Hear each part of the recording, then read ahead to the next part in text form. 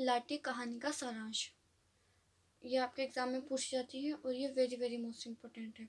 आप इसको अपनी नोटबुक में लिखने से पहले इसको एक बार समझ लीजिए और यदि आप चैनल पर न्यू है तो चैनल को सब्सक्राइब करें एंड वीडियो को लाइक करें। सारांश लिखिएगा इसमें, प्रसिद्ध उपन्यासकार एवं कथा लेखिका। इसमें आप समझ समझ कर करेंगे और इसके इतना जैसे बड़ी है तो इसको ऐसे याद करने की जरूरत नहीं है। आप इसके वन वन पॉइंट याद करेंगे, जैसे प्रसिद्ध उपन्यासकार एवं कथा लेखिका शिवानी द्वारा कृत लाठी कहानी का एक घटना प्रधान कहानी है। ठीक है, अब आप इसको याद करेंगे कैसे कि ये जो कहानी है ये शिवानी द्वारा लिखी गई है और ये किस घटना पर आधारित है, प्रधान घटना पर आधारित है। ठीक है, दो पॉइंट याद होगा क्या क्या।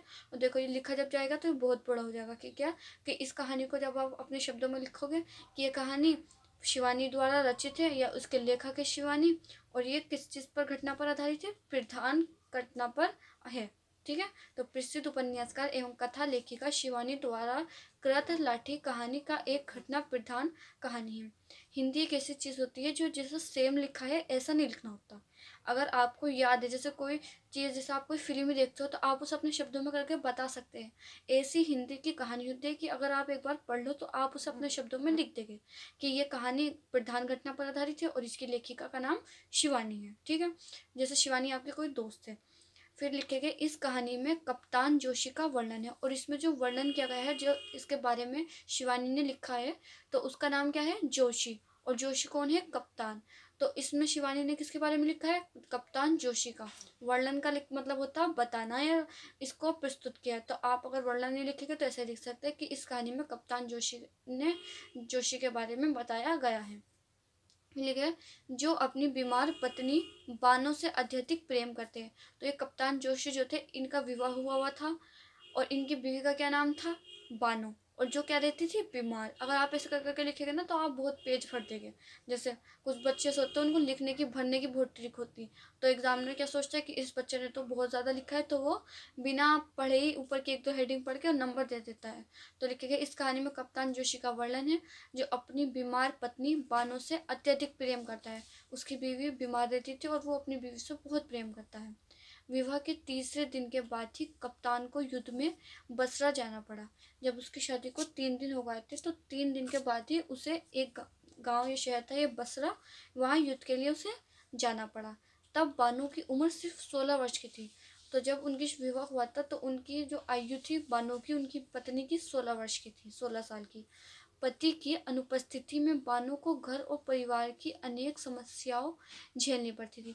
जब उसका पति घर पर नहीं था, वो बसेरा, कौन सा गांव था वो, बसरा, बसरा गांव में गया था युद्ध करने के लिए। तो उसकी अनुपस्थिति मतलब उसके बगैर, उसके ना होने में उसको घर और परिवार की अनेक समस्याएं झेलनी पड़ी तथा उसे मानसिक प्रताड़ना दी गई कि उसका पति जापानियों द्वारा कैद कर लिया है। और उसे सब ये बताने लगे कि तुम्हारा जो पति है जो युद्ध करने के लिए गया है उसे जापानियों ने कैद कर लिया है, वो कभी नहीं आएगा।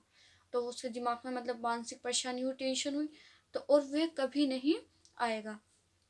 इन सभी इन सभी कारणों से जूझती रही। और जब उसे ये बातें पता चली कि अभी उसकी शादी हुई थी, 3 दिन बाद उसका पति युद्ध के लिए चला गया और जापानियों ने उसे कैद कराया, तो इन सभी कारणों से वो जूझती रहती रही, जिससे वह हृदय रोग से पीड़ित होकर चारपाई पकड़ लेती है।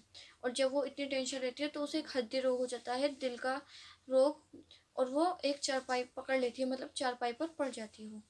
कप्तान जब 2 वर्ष बाद घर लौट कर आता है, जो उसका पति था, क्या नाम था उसका पति का, कप्तान जोशी। जब कप्तान जोशी 2 वर्ष बाद मतलब 2 साल बाद अपने घर वापस लौट कर आता है तो उसे पता चलता है कि घर वालों ने बानो को क्षय रोग होने पर सैनिटेरियम अस्पताल भेज दिया है। क्या सोच रहा है वो, उसे पता चलता है कि उसकी जब बीवी को क्षय रोग हो गया था तो बानो को उन्होंने सैनिटेरियम अस्पताल भेजा था, ये सैनिटोरियम, ये अन्य के पास आकर डंडा नहीं, ठीक है, तो ये भेजा था। फिर फिर कप्तान अस्पताल पहुंचता है। जब उसे ये बात पता चलती है तो कप्तान अस्पताल जाता है। उसे देखकर बानो के बहते आंसुओं की धारा ने 2 साल के सारे उलाहने सुना दिए, और उसके आंसुओं ने उसे 2 साल में जो जो हुआ सब कुछ सुना दिया। जब उसने अपने पति को 2 साल बाद देखा, अस्पताल के डॉक्टर द्वारा बानो की मौत नजदीक आने की स्थिति में कमरा खाली करने का उसे नोटिस दे दिया।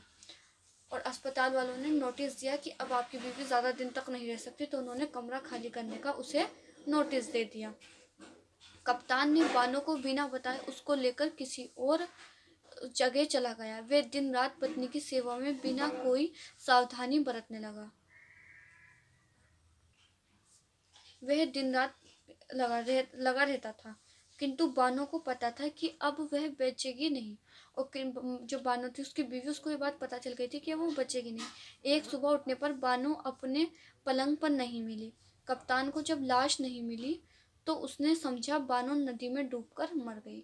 जो उसकी बीवी थी वो वहां से चली गई, क्योंकि उसे पता था कि अब वो ज़्यादा दिन तक नहीं जी सकती, तो वो पलंग छोड़कर वहां से चली गई। कप्तान को जब वहां उसकी बॉडी नहीं मिली, लाश नहीं मिली, तो उसने समझा बानो नदी में डूबकर मर गई है। तब कप्तान को पूरा विश्वास हो गया कि बानो अब इस दुनिया में नहीं है। तो घर वाले के जोर देने से उसने दूसरा विवाह कर लिया। जब उसे पूरा यकीन हो गया कि अब उसकी बीवी नहीं है, वो नदी में डूबकर मर गई है, तो जो कप्तान जोशी के घर वाले थे उन्होंने उस पर जोर दिया कि तुम पूरी जिंदगी अपनी ऐसे नहीं काट सकते, तुम्हारी बीवी जो है वो मर चुकी है और अब तुम दूसरी शादी कर लो। दूसरी पत्नी पिरभा से उसे 2 बेटे और बेटी हुआ। जो कप्तान जोशी की पत्नी दूसरी पत्नी थी उसका नाम क्या था? पिरभा। और पहली पत्नी का याद रखना, पहली पत्नी का नाम बानो था और जो दूसरी पत्नी थी उसका नाम पिरभा था। पहली पत्नी से उसके कोई बच्चे नहीं थे, लेकिन जब उसकी दूसरी पत्नी आई पिरभा तो उसे 2 बेटे और 2 बेटी हुई। वह भी कप्तान से मेजर हो गए। लगभग 10 वर्ष बाद नैनीताल में वैष्णो देवी के दल में उसे लाठी मिलती है, तो मेजर उसे पहचान लेता है। पता चलता है कि मरु महाराज ने गुरु महाराज में नहीं है, ओनली गे है, कि गुरु महाराज ने उसे ओशियो से उसका क्षय रोग ठीक कर दिया था। बानो कौन थी? लाठी थी। उसे पता चलता है कि जो वो है उसकी बीवी थी बानो, जब वो चली गई थी तो उसे गुरु महाराज ने ओशियो दवाई देकर उसे क्षय रोग से ठीक कर दिया था। लेकिन इस प्रक्रिया में उसकी स्मरण शक्ति और आवाज दोनों चली गई।